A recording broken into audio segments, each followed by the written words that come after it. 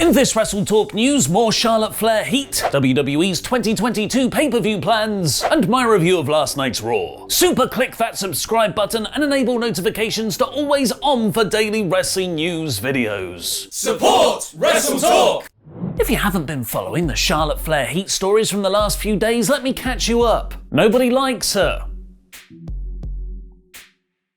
Now you're all caught up. She reportedly went into business for herself on SmackDown's Championship Exchange segment, making Becky Lynch look bad by dropping her title on the floor. This led to a heated confrontation backstage, which led to Flair being escorted from the building by security. Multiple reputable sites then revealed the full extent of Charlotte's heat in WWE, with PW Torch claiming not a single woman on the roster wants to work with her and that she's become isolated and difficult to work with over the years. Like I said, to be fair to Flair yesterday though, she has had a uniquely tough year, seeing both her fiancé and father get released, missing WrestleMania because of an incorrect pregnancy diagnosis, accusations of backstage bullying on her, and arguably worst of all, having to wrestle Nia Jax. Mike Johnson of PW Insider is now reporting Becky wasn't the only person upset with Flair after Friday's segment, saying Sonya Deville, who was also in the ring to MC the title switch, MC Wicca Wicca, is mad enough to want to fight Flair. According to Johnson, Deville also had an argument with Charlotte. Contrary to original reports though, Flair didn't fly to Orlando to be backstage at AEW Dynamite the following day to be with her fiancé Andrade. PW Insider do note, however, there were those in her circle that were privately pushing the idea of her trying to get out of her WWE deal, but realistically, no one expects that to actually happen as of this writing. WrestlingNews.co have claimed there are many years left on Charlotte's WWE contract. Twitter account The New Age Insiders claims to have a direct source from inside WWE, but do take this with a pinch of salt as they're not a usual source themselves, who've told them that Flair has reached Paige Del Rio territory and has no friends backstage. Speculation of Charlotte ending up in AEW is the talent part of the larger wrestling war, but WWE have just revealed their 2022 plans of attack on the territory level. WWE have just unveiled their pay-per-view schedule for next year, which currently includes no events in February and March. But what about Fastlane? Another two-night WrestleMania, Money in the Bank and SummerSlam in the same month of July, and both on Saturdays, and Survivor Series in Boston next November. Fightful Select is reporting talent backstage were very positive about the two-night Manias continuing. Potentially most interesting though is the September 3rd or 4th unnamed pay-per-view at a to-be-determined location, as this will be the same Labor Day weekend as one of AEW's biggest shows of the year, All Out. They might not run directly head-to-head though, as this could be the SummerSlam level pay-per-view here in England that Alex McCarthy of TalkSport and Wrestling Daily has reported on, meaning WWE would be striking first in the UK, which AEW sees as their second most important territory after the States. Now it's time for my review of last night's Raw in about 5 minutes.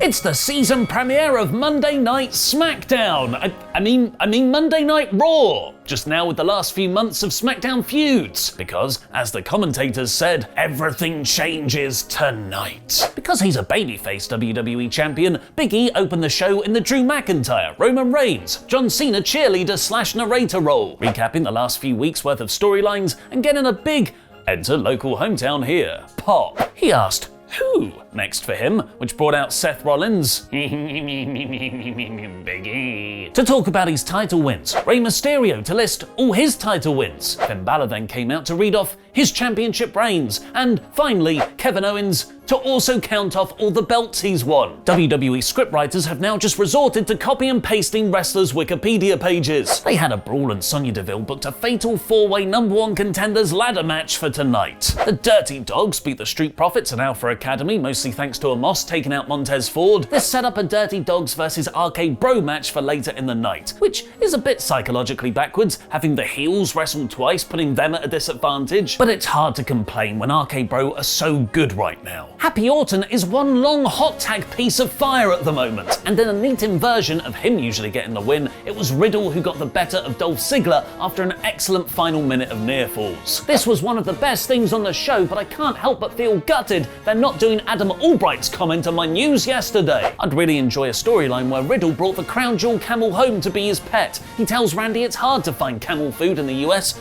and so on. Zelina Vega then got a coronation segment to become Queen Zelina, where she said she'll be a loved, ruthless, and respected queen. She missed out charisma, uniqueness, nerve, and talent. It's unfortunately a bit of a two-dimensional heel gimmick, as the role actually has no kayfabe status. This would be much better if winning a tournament actually gave her some authority-like powers. Instead, she's just sometimes got an English accent now, in the same way that Ray Winston has a Russian accent in the film Black Widow. You're only supposed to blow the bloody doors off, comrade. Doudrop then came out for a match against her. It's Doudrop! But she stupidly ran into Vega's scepter behind the referee's back for a Zelina win. This was the only pre-draft Raw vs SmackDown match on the entire show. Huh. So Becky Lynch is a babyface now. That lasted long. The Raw Women's Champion is showing some heel traits still, but they are far reduced from the weeks following her return at SummerSlam. She even got a cheap pop for the enter local hometown here bit. But this is the Raw season premiere. Everything's changed, because the Lynch vs Belair feud now has a red belt instead of a blue one. Bianca Belair interrupted with a decent promo explaining she technically beat the Raw Women's Champion Charlotte last week, so she's due a title shot against Lynch. Now, I'm surprised too, but legally that's watertight. Becky said to get to the back of the line, bitch. She said the naughty word. They had a kendo stick brawl, which had Belair standing tall again, prompting Lynch to agree to a title match next week, and presumably Bianca's 18th consecutive DQ finish.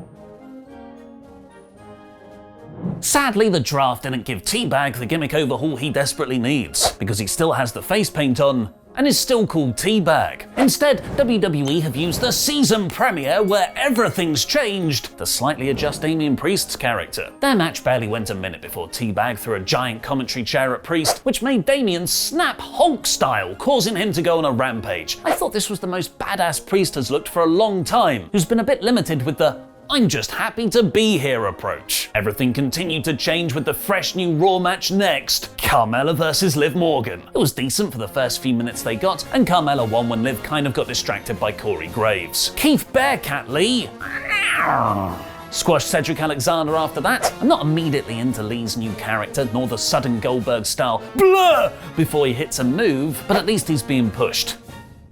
For now. Austin Theory beat Dominic Mysterio after wanting to take a selfie with Rey Mysterio backstage. Theory will presumably just carry on what he was doing with Jeff Hardy, but with the Mysterios now. And the main event saw Rey, Seth, Finn, and Kevin Owens remind us all that NXT 1.0 lives on in our hearts with a great four-way ladder match. Owens going through a ladder, Rey's pole vault outside, and Finn's incredible selling of Seth's stomp were all fun spots, but it was KO's desperation to win the title shot that put over the emotion for me. But with Big E hilariously watching a monitor backstage practically over his shoulder, Rollins climbed the ladder to win. The two had a stare down on the ramp, and Seth got a mini promo in gorilla position afterwards where it felt like they'd underrun on time and were just trying to fill. What did you think of Raw? Let me know in the comments. 77% of you voted for NXT 1.0 ladder match main event in our poll on a poll match on the community tab. This was a decent episode with a great main event, good wrestling, and no actively bad booking. But for a season premiere, I would have liked a lot more mixing it up of the new and old Raw talent. This week's Raw is 3 out of 5. Do you like the wrestling trivia sensation Quizzlemania? Then you'll love our fan version of the show where you can compete against us and other players. Go over to patreon.com/WrestleTalk and join at the $10 tier, which will give you access to Fan Quizzlemania tonight, where you can compete against the returning Luke Owen, DAD. You'll also get loads of other perks like mine and Luke's classic pay-per-view review podcast, our drunk podcasts, and right now you can submit music video punishment choices for me next month because I've got to do another one.